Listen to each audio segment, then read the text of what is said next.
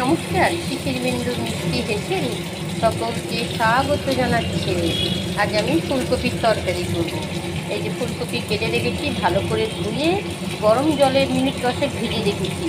সেই জল ফেলে দিয়ে আবার জল খুব ভালো মতন গরম করে নুন হলুদ দিয়ে আবার ভিজিয়ে রেখেছি 15 মিনিট।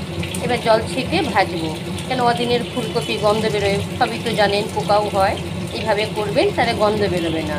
কপি ধোয়া হয়ে গেছে।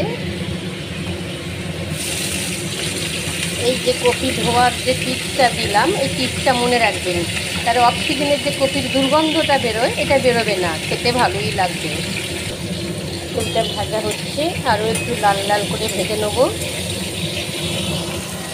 এখানে নুন, হলুদ, আদা, জিরের গুঁড়ো, ধনের গুঁড়ো, কাশ্মীরি লঙ্কার গুঁড়ো, চিনি, আলু, টমেটোর, কাঁচা লঙ্কা।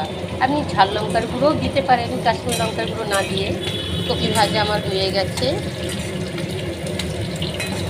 ভীষণ ভালো হয় জামাই ষষ্ঠীতে যদি এইরকম অক্সিজেনের ফুলকপির তরকারি যদি জামাইয়ের পাতে পড়ে, তাহলে জামাই বাবা জীবন খুব খুশি, শাশুড়ি মাও খুশি।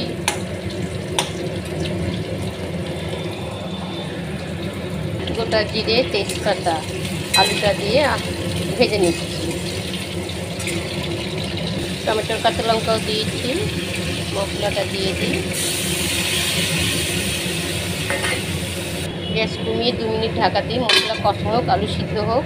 মোটামুটি কষানো হয়েছে, কপিটা দিয়েও ভালোভাবে কষিয়ে নেব। গ্যাসটা বাড়িয়ে দিলাম।